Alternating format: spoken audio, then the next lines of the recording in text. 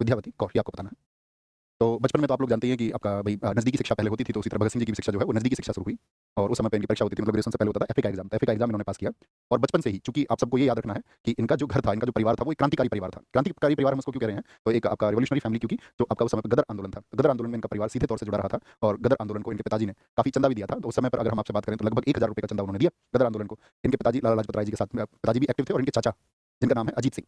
तो इनके चाचा उन्होंने एक आंदोलन चलाया था पगड़ी संभालो जट्टा आंदोलन। तो आप समझ सकते हैं जिनके पिताजी आपका आंदोलनों में या राष्ट्रीय आंदोलनों में सक्रिय रहे हों, जिनके चाचा जी राष्ट्रीय आंदोलनों में सक्रिय रहे हों, तो ब्लड में फिर उस तरह की चीज़ आनी जो है वो मतलब उसकी संभावना ही थी कि बच्चे में भी इसी तरह के गुण होंगे। और बच्चे में बिल्कुल उसी तरह के गुण निकले जब वो छोटे थे।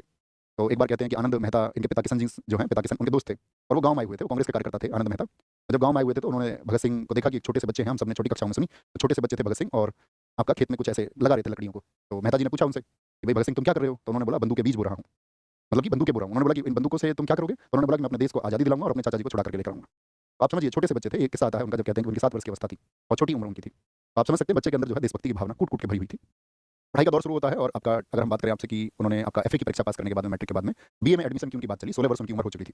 इससे पहले उनके अंदर राष्ट्र के लिए प्रेम या हम कहें तो राष्ट्रवाद उनकी नसों में मतलब पनप चुका था।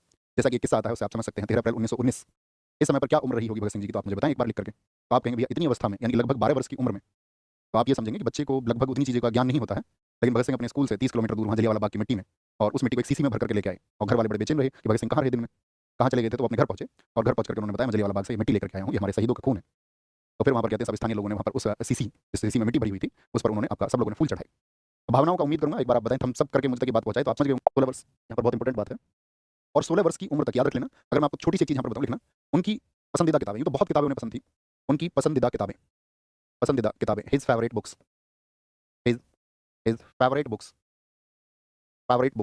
बाकुनिन। क्योंकि इनके जितने भी दोस्त थे या इनके बारे में जितने भी संग्रह बाद में हुए, तो सब लोगों ने इनको बताया कि इनको इस किताब से एक विशेष लगाव था, ठीक है? God and state. एक किताब कही जाती है मदर, मदर जो कि आपका गोर्की ने लिखी, गोर्की, इसके लेखक का नाम है गोर्की, गोर्की की मदर। एक किताब कही जाती है hero and heroines of Russia, hero and heroines of Russia, heroines of रसिया।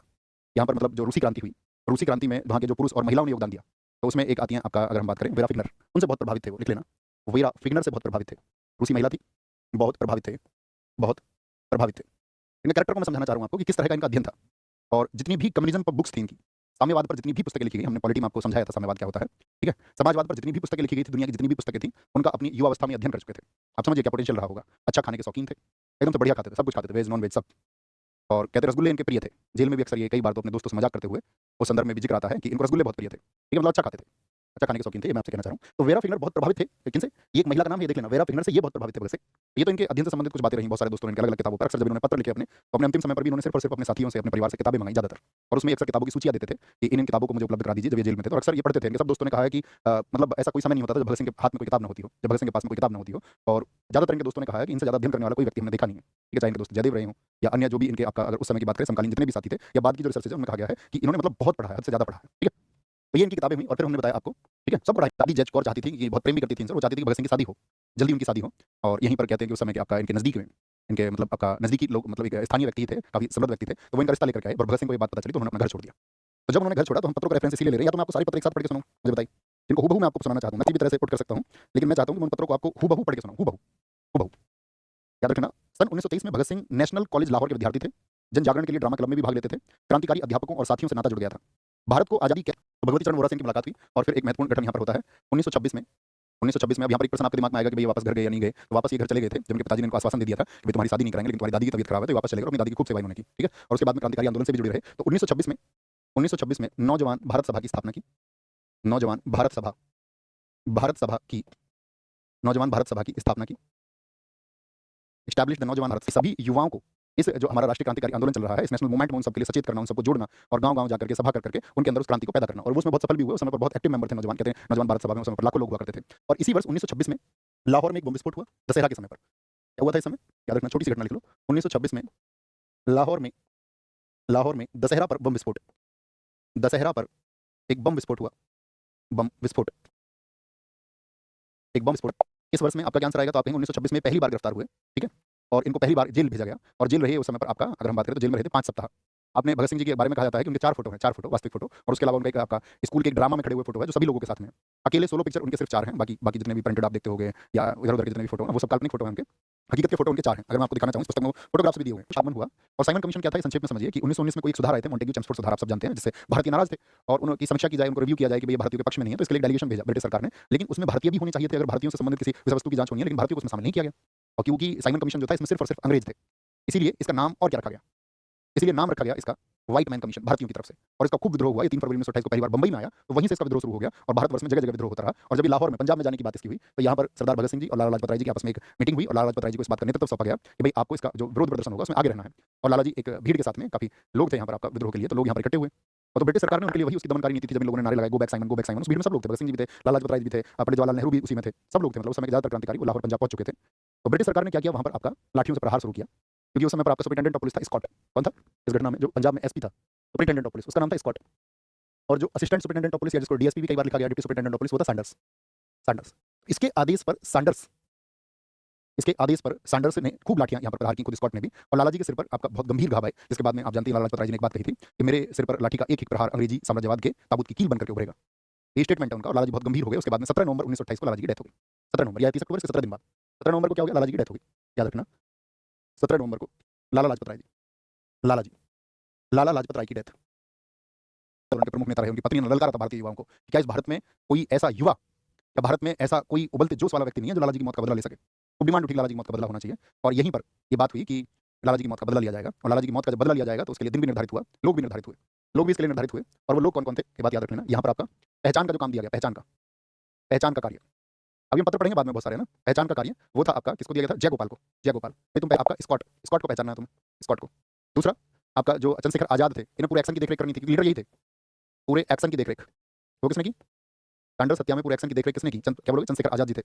और राजगुरु, इनको भगत सिंह का साथी बनाया गया। क्या भगत सिंह के साथी रहेंगे, भगत सिंह के साथी रहेंगे, भगत सिंह के साथी रहेंगे इस एक्शन में, ठीक है। तो क्या हुआ, ये लोग पहुंच गए आपका वहाँ पुलिस डिवीजन पर।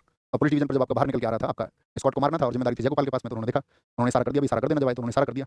और इशारा करने के बाद में अब राजगुरु, इनके कैरेक्टर को थोड़ा समझिए, ये मतलब हमेशा जोश में रहते थे, बहुत ज़्यादा जोश में राजगुरु, और हर चीज़ में आगे बढ़ के मतलब हिस्सा लेते थे। इवन जब इनको इनकी शहादत का दिन है, तब भी फांसी के फंदे पर सबसे पहले सबसे आगे की तरफ राजगुरु बढ़े। और यहाँ भी ऐसा हुआ, गोलियां चलानी थी भगत सिंह को, लेकिन चलाई किन्होंने, राजगुरु ने गोलियां चलाई। और राजगुरु की एक गोली लगते ही आपका एकदम से उसकी मोटर बाइक गिर पड़ी। लेकिन जब जैसे ही बाइक गिर पड़ी तो भगत सिंह एकदम से भाग के देखते हैं कि भई ये कौन है, उन्होंने पहचान लिया, उन्होंने कहा पंडित जी ये स्कॉट नहीं है, राजगुरु से उन्होंने कहा। और एकदम से 3-4 गोलियां मारी उसको, क्योंकि वो समझ गए कि ये तो स्कॉट तो नहीं है, ये सैंडर्स है। वो खत्म करना था स्कॉट को, लेकिन सैंडर्स भी उसमें शामिल था। और उसके बाद ये लोग साइकिल लेके अपना चले गए, भेष बदल लिया, आप जानते होंगे उस कहानी को, कि उन्होंने अपना, उसके बाद में इन्होंने अपने लिए जो हैट वगैरह थी सब खरीदी थी, ठीक है, पहुँच करके। तो दुर्गा भाभी उस समय पता निकली, चंद्रशेखर आजाद आपका एक आपका ऐसे ही एक पंडित की वेशभूषा में निकल गए, है ना, राजगुरु उनके नौकर बन गए। इस तरह से उन्होंने मतलब एक आपका वहाँ बना करके वहाँ से निकल गए वो। तो राजगुरु ये सब भगत सिंह के साथी थे और इन्होंने एक्शन लिया। और ये एक्शन कब हुआ था, याद रख लेना, ये एक्शन हुआ था आपका नेट 1 महीने बाद। बम को फेंकने के पीछे 2 बिल थे, 2 बिल कारण थे। मैंने आपको बताया था स्वराज पार्टी के समय पर कि मोतीलाल नेहरू एक बिल को पास नहीं होने देना चाहते थे, वो था आपका 2 बिल थे अगर हम कहें जनरली, तो पब्लिक सेफ्टी बिल था, एक ट्रेड डिस्प्यूट बिल, ठीक है। यानी कि ट्रेड डिस्प्यूट बिल आप ऐसे समझिए कि आप कोई हड़ताल नहीं कर सकते हो, हड़ताल का अधिकार थोड़ी व्यक्ति से आप ले लोगे, ऐसे तो उसके अधिकार का हनन हो जाएगा। पब्लिक सेफ्टी बिल, उसको बिना कोई आपका मुकदमे की हिरासत में लेने में, जैसे कि आपका रौलट एक्ट में हुआ था, तो 2 बिल थे, 2 बिल इनके विरोध में। इन्होंने क्या फेंका, ये बम फेंका, याद रख लेना, इसके लिए बम फेंका था, ये बनाया गया, ठीक है। तो ये संगठन Hindustan socialist Republican association, HSRA कब बना, 1928 में। इन दोनों को मर्ज करके बनाया गया, ठीक है। तो ये संगठन इस समय पर चल रहे थे और सरकार का मतलब बहुत, क्योंकि अगर मैं बात करूँ घटना घटी थी 9 अगस्त 1925, वो भी हम बताएंगे, बेचारे आपको बताएंगे। 1925 में कौन सा एक्शन हुआ था हमारे देश में, काकोरी एक्शन, काकोरी एक्शन। सहारनपुर से जो आपका लखनऊ ट्रेन जाती थी 9 अगस्त 1925 में, उसमें हमारे क्रांतिकारी घुस गए और उन्होंने कहा कि यहाँ से पैसा लेंगे और फिर हथियार खरीदेंगे, हाँ। ये घटनाएं उस समय पर हो रही थी। तो इस एचआरए और एचएसआरए पर ब्रिटिश सरकार की बहुत, अगर मैं कहूँ कि कड़ी पाबंदी थी, और ब्रिटिश सरकार ने बाद में इन संगठनों को उखाड़ भी फेंका था, इतना बल लगाया था, आप समझिए इन क्रांतिकारियों पर। ये वो क्रांतिकारी नहीं थे जो, जैसे क्रांतिकारी जो आपका चुनावों में अपनी सीट गर्म करने के चक्कर में थे, जो उस समय तक पार्टियों में अपने पद को पाने के लिए चाटुकारिता और चापलूसी को करने में लगे हुए थे। ये उन नेताओं में से नहीं थे, ये वो जवान हमारे देश के युवा लोग थे जो अपने आप को पूर्णतः न्यौछावर करने के लिए तैयार थे। उनके पत्रों के माध्यम से जब मैं पढ़ूंगा उन पत्रों को, तो आपके अंदर ज्वाला धधकेगी, है ना। तो काकोरी एक्शन, ये मैं आपको क्यों बता रहा हूँ, उस समय की घटनाएं हैं। तो केंद्रीय असेंबली में जब बम हम फेंकेंगे, लेकिन चंद्रशेखर आजाद जो कि समय पर लीड कर रहे थे, उन्होंने कहा था नहीं, वो जानते थे भगत सिंह का इंपॉर्टेंस क्या है, भगत सिंह की इस देश को क्या जरूरत है, उनके थॉट प्रोसेस की इस देश को क्या जरूरत है, इसको चंद्रशेखर आजाद बखूबी समझते थे। तो चंद्रशेखर आजाद उनसे ये कहने के लिए तैयार हो गए कि तुम जो है इसको लीड नहीं करोगे, है ना। और तो उनके दोस्त ने उनके ऊपर एक व्यंग्य किया था, सुखदेव ने। उन्होंने कहा था कि तुम तो अपनी जिंदगी को मतलब सुरक्षित कर देना चाहते हो और इसलिए तुम बच रहे हो, और बाकी लोगों को इसमें तुम आगे बढ़ाना चाहते हो, क्योंकि सभा में डिसीजन हो गया था कि भगत सिंह नहीं जाएंगे इसमें, बाकी अन्य 2 लोग जाएंगे। तो भगत सिंह जी ने दोबारा सभा बुलाई, दोबारा सभा बुला करके उन्होंने अपना और बटुकेश्वर दत्त का नाम लिया कि हम जाएंगे असेंबली में। और चंद्रशेखर आजाद ये कहते थे कि असेंबली में जब तुम बम को फेंक दो ठीक है, लेकिन तुम गिरफ्तारी मत देना। लेकिन भगत सिंह कहते थे कि हम अपनी गिरफ्तारी जरूर देंगे, इससे ब्रिटिश सरकार के जो काले कारनामे हैं उनके खिलाफ हम बातें करेंगे और हम उनके लिए सबूत देंगे, और जो भी हम वहाँ पर तर्क प्रस्तुत करेंगे उससे इस ब्रिटिश सरकार के काले कारनामे सबकी नजरों में आएंगे। तो उनके दोस्त, एक मिनट में देखना पड़ेगा इंडेक्स में, उन्होंने अपने दोस्त, जब उनके दोस्त ने उनके ऊपर कटाक्ष किया था, तो उन्होंने क्या जवाब दिया था, क्या जवाब दिया था उन्होंने, भारतीय नेता वहाँ पर मौजूद थे, मोतीलाल नेहरू जो भगत सिंह के पक्ष में एकदम तैयार रहते थे, अगर पूछें तो भगत सिंह, जब आप ये कहते हैं कि मोतीलाल नेहरू जी की मौत हुई तो ये कहते हैं भगत सिंह के पक्ष का एक सबसे शानदार व्यक्ति चले गए। वहाँ पर मोहम्मद अली जिन्ना, बाकी सब लोग भी थे, उसमें विठल भाई पटेल, हमने पॉलिटी में आपको बताया था, वो केंद्रीय विधानसभा के अध्यक्ष थे। तो उसमें सारे अंग्रेज बेंच के नीचे घुस गए, बस जो भारतीय नेता थे, कहते हैं मोहम्मद अली जिन्ना, मोतीलाल नेहरू, यही खड़े रह सके। और ये पिस्टल भी लेके गए थे अपने साथ में, तो उन्होंने अपनी पिस्टल रखी और अपनी गिरफ्तारी दी वहाँ पर और नारे लगाए। 2 नारे हैं। कौन-कौन से 2 नारे बताइए? तो दिया था, तो आसफ अली थे। और फिर जब इनको पहले तो यहाँ पर पकड़ा गया और बाद में ये जानते थे सबकी षड्यंत्र, ये तो इनके ऊपर तो मुकदमा भी चलेगा। लाहौर षड्यंत्र केस। लाहौर षड्यंत्र केस क्या है? लाहौर षड्यंत्र केस 2 बार चला है। Lahore conspiracy case. एक बार तो ये चला था 1915 में, आपका 1915 में जो 1915 में आंदोलन चला था ना, फर्स्ट वर्ल्ड वॉर के दौरान, गदर आंदोलन। तो पहली बार तो 1915 में गदर आंदोलन के आरोपियों पर चलाया गया था, लेकिन 1929 में इसको भगत सिंह पर चलाया गया। किस बात के लिए? सैंडर्स की हत्या के लिए, और भी बहुत सारे मामले से जोड़ दिए गए, बम बनाने की फैक्ट्रियों के मामले, सहारनपुर, कानपुर, आपका आगरा आदि में जो आपका बम बन रहे हैं, उन सब के पीछे यही कारण है, इन सब मुकदमों को जोड़ दिया गया। लाहौर षड्यंत्र केस है, इसको डेट लिखना, इसकी बहुत इंपॉर्टेंट डेट बनती है। ये स्टार्ट कब हुआ था? तो ये प्रारंभ हुआ था लाहौर षड्यंत्र केस 10 जुलाई 1929 को, 10 जुलाई 1929 को, और ये आपका 7 अक्टूबर 1930 को इसका फैसला आया था, फैसला, डिसीजन। तो याद रखना, इसका डिसीजन कब आया था? कब डिसीजन आया था? 7 अक्टूबर को। तो ये बहुत इंपॉर्टेंट डेट है कि इनको फांसी का फैसला आया। फैसला कैसा था? फांसी का फैसला। अभी सजा नहीं हुई है, फैसला हुआ है सिर्फ, फांसी का फैसला। और यहाँ पर जो जज था जिसने फैसला दिया था, उसका नाम था GC Hilton, GC Hilton, GC Hilton. तो थम्स अप करके बताइए लाहौर षड्यंत्र केस समझ गए? भैया आपसे एक सवाल है, मैंने आपके सुझाव से गुलामगिरी की किताब पढ़ी है और कमेंट ऊपर चला गया, भाई अभी हाँ है नहीं है, मैं बुला लेता हूँ एक बार, उन्होंने लगा दिया था, गिरफ्तार हुए थे दोनों, ये आपको पता होना चाहिए, है ना? वापस आएंगे। तो लाहौर में एक भूख हड़ताल किस बात के लिए चल रही थी? कैदियों की अच्छी व्यवस्था के लिए चल रही थी कि उनको पढ़ने के लिए दिया जाए, अखबार दिया जाए, अच्छे वस्त्र दिया जाए, अच्छा खाने के लिए उनको दिया जाए, क्योंकि कैदियों की जो स्थिति थी वो बहुत मतलब बदतर कर रखी थी। और प्लस में आप लोग जानते हैं तो राजनीतिक बंदी थे, देश के लिए लड़ रहे थे, राजनीतिक बंदी को, राजनीतिक जो बंदी होते थे उनकी मांग एकदम से विशेष होती थी, तो हमारे लिए सारी व्यवस्थाएं की जाए। तो इसके लिए उन्होंने भूख हड़ताल शुरू कर दी थी और अंग्रेज सरकार ने इतना अत्याचार किया था इनके ऊपर कि इनकी नाक से नली डाल के इनको भोजन दिलाने का प्रयास किया गया था। जितनी भी चालाकियां सरकार कर सकती थी उतनी की, कि जो पानी पीने के जो आपका घड़े रखे रहते थे उनमें दूध भर देते थे कई बार कि भाई इसके सहारे दूध पी लेंगे, न्यूट्रिशन चला जाएगा बॉडी में, लेकिन ये घड़ों को फोड़ देते थे। और ब्रिटिश सरकार मतलब ये कहते हैं कि घंटों घंटों तक इन कैदियों को, इन बंदियों को पीटती और मारती थी। और 81 दिन तक कोई भूखे रह करके लगातार पिटे, किस बात के लिए? कि कोई सुधार हो। और इसके बाद में जो जतिन दास एक्सपायर हो गए 63 डेज के बाद में, इनकी मौत हो गई थी 63 दिन तक, 63 दिन तक भूखे रहने की वजह से इनकी मौत हो गई थी। और उसके बाद में ब्रिटिश सरकार ने बदलाव किए, ठीक है। और भगत सिंह को इस बात के लिए कि भाई हम जो है आपका जतिन दास जो एकदम से मरणासन है, क्योंकि बहुत कमजोर हालत उनकी हो चली थी, जतिन दास को हम रिहा कर देंगे, तुम खाना खा लो इस शर्त पर। भगत सिंह को 81 डेज के बाद, उनको ये पहले से शुरू कर दिया था, तो इन्होंने किया, जतिन दास ने बाद में ज्वाइन किया था। तो भगत सिंह को इस बात का आश्वासन देगी कि जतिन दास को रिहा कर देंगे, ठीक है, उनकी बहुत कमजोर, उनका मेडिकल ट्रीटमेंट किया जाएगा। तो 81 डेज के बाद में इन्होंने अपनी भूख हड़ताल छोड़ दी थी, जो हंगर स्ट्राइक थी। लेकिन जब जतिन दास को इन्होंने रिहा नहीं किया तो दूसरे दिन फिर से इन्होंने भूख हड़ताल को शुरू कर दिया था, दूसरे दिन, सेकंड डे, ओके। अब एक पक्ष तो ये रहा, ये घटना रही आपका। दूसरी यहाँ पर लिखेंगे, मदन मोहन मालवीय, पूछा था किस व्यक्ति ने प्रयास किया था इनको बचाने के लिए? मदन मोहन मालवीय ने फांसी की सजा को, फांसी की सजा को आजीवन कारावास में बदलने के लिए पत्र लिखे।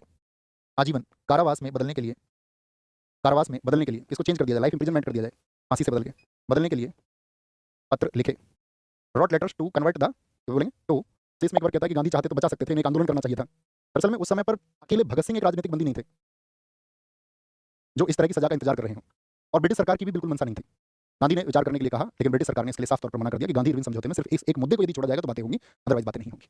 गांधी जी अपने सविनय अवज्ञा आंदोलन को भी इरविन के समझाने पर छोड़ चुके थे, और गांधी जी का एक सिद्धांत, हिस्सा सिद्धांत भी इसके पीछे है, उसको भी आप नकार नहीं सकते हैं कि उन्होंने इसलिए बातें नहीं की।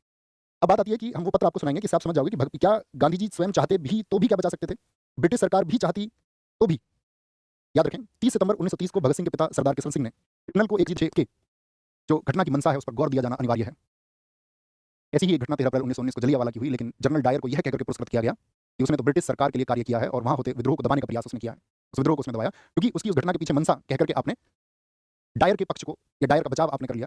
तो हमारी मंशा भी केंद्रीय असेंबली में बम फेंके जाने के पीछे की देखी जानी चाहिए। हमने किसी को नुकसान पहुंचाने के लिए बम नहीं फेंके, बल्कि हमने वह बम फेंके ताकि सरकार हमारी मांगों की तरफ अपना ध्यान आकर्षित कर पाए, सरकार हमारी मांगों को सुन पाए। तो इस तरह हमारी भी मंशा का ख्याल रखा जाना चाहिए कि किसी कार्य या किसी कृत्य के पीछे हमारी क्या मंशा है। और जब उन्होंने ये बात कही तो एकदम से जज ने इस बात को नकार दिया, कह दिया कि भावनाओं की कोई कदर नहीं है। आप समझ रहे हैं, ब्रिटिश सरकार मतलब अपने अधिकारियों के लिए तो भावनाओं की कदर करती थी, तो कहते कि बहुत मतलब जबरदस्त पैरवी करते थे। और जब ये कोर्ट में जाते थे तो युवा इकट्ठे होते थे, बहुत नारे लगते थे। ब्रिटिश सरकार कोर्ट में कई बार पिटवाया उन्होंने, कोर्ट में चलती पैरवी में। शिवराम आप जानते राजगुरु बेहोश हो गए थे कोर्ट प्रोसेस में, इतना उनको पीटा गया। लोगों के अंदर जब भगत सिंह अपना जेल ले जाते हैं, इनको वापस ले जाते हैं कार्रवाई के बाद में, तो कहते हैं कि भगत सिंह के शरीर को उनके साथी क्रांतिकारियों, उनके साथी बंदियों ने, किताब पढ़ना बंदी जीवन सचिन सान्याल, उसमें उनके साथियों ने जिक्र किया है कि भगत सिंह को इतना मारा इन लोगों ने, इतना प्रताड़ित किया कि उनके शरीर पर जो जख्म थे उस पर ब्रिटिश सरकार के अधिकारी जेलर नमक रगड़ता था, और कभी भगत सिंह ने एक उफ की आवाज नहीं की।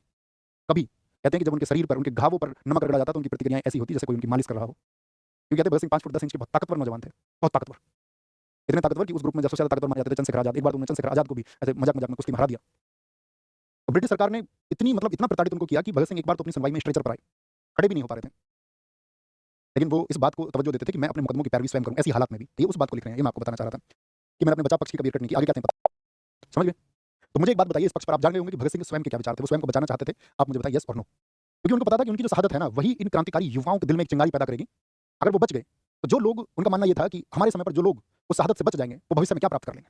या आप सोचिए उस समय के उनके जो साथी थे, जो इस तरह की शहादत से बच भी गए होंगे, तो उन्होंने क्या प्राप्त कर लिया होगा? आप शायद किसी का नाम तक नहीं जानते होंगे तो। उन्होंने अंतिम दिनों में अपना सारा जीवन पढ़ने के लिए लगा दिया। कहते हैं ना, जब लास्ट में चतर सिंह उनकी कोठरी नंबर 14 में उनको लेने आए, उन्होंने कहा कि क्योंकि सरकार ने जो फांसी थी वो 23 मार्च को दी, होनी फांसी थी 24 मार्च को। 24 मार्च को सुबह 6 बजे फांसी होनी थी। उन्होंने 1 दिन पहले 12 घंटे पहले फांसी दे दी, शाम 6 बजे। तो चतर सिंह जब पहुंचे कि भगत सिंह बहुत दुःख होकर के उन्होंने कहा, बहुत दुखी होकर के, कि तुम्हारी अंतिम इच्छा क्या है? तो भगत सिंह इस देश में एक समाज चाहते थे। ऐसा समाज जिसमें इंसान को इंसान समझा जाए। ऐसा समाज जिसमें ऊँचे और नीचे जैसी भावनाएँ ना हो। ऐसा समाज जिसमें धर्म और जाति के नाम की संकीर्णता ना हो, जहाँ लोगों के बीच में अंतर ना हो। तो आपको पता है उन्होंने अंतिम इच्छा के रूप में क्या? वहाँ उन्होंने कहा कि एक दलित व्यक्ति थे जिनके हाथ में सब लोग उनसे दूर भागते थे, उन्होंने कहा मैं इनके हाथ की रोटी खाना चाहता हूँ। बोगा, बोगा नाम था उनका। बेबे बोलते थे जेल में उनको सब। बोगा के हाथ की रोटी उन्होंने खाई। और जब चतर सिंह ने उनसे बोला कि भगत सिंह तुम्हारी फांसी पहले तय हुई है, तो उन्होंने कहा कि एक क्रांतिकारी को दूसरे क्रांतिकारी से मिलने तो दो। उस समय लेनिन को पढ़ रहे थे, लेनिन को अंतिम दिनों में। लेनिन आप भी पढ़ना, रूसी क्रांति जो बोल्शेविक क्रांति हुई उसके नायक है लेनिन।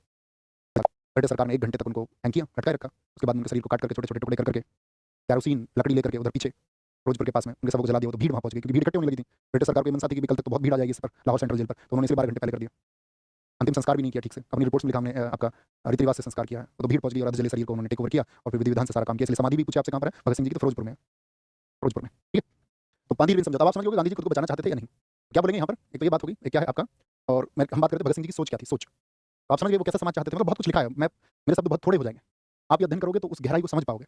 उनका मूल सिद्धांत ये था कि कहीं ऐसा ना हो कि इस देश से ये गोरे चले जाए और इनकी जगह काले शोषक आ जाए। काले शोषक मतलब भारतीय ही शोषक बन जाए कल को। ऐसी व्यवस्था नहीं होनी चाहिए। वहाँ आपका सोवियत संघ की तरह जिस तरह से वहाँ समता, न्याय और श्रम के मूल्यों पर आधारित व्यवस्था सोवियत संघ में विकसित हुई है, ऐसी व्यवस्था हमारे देश में विकसित होनी चाहिए, जहाँ पर श्रम की कीमत हो, श्रम का सही मूल्य हो, जहाँ पर सही न्याय हो और जहाँ पर सही तरीके की समानता हो।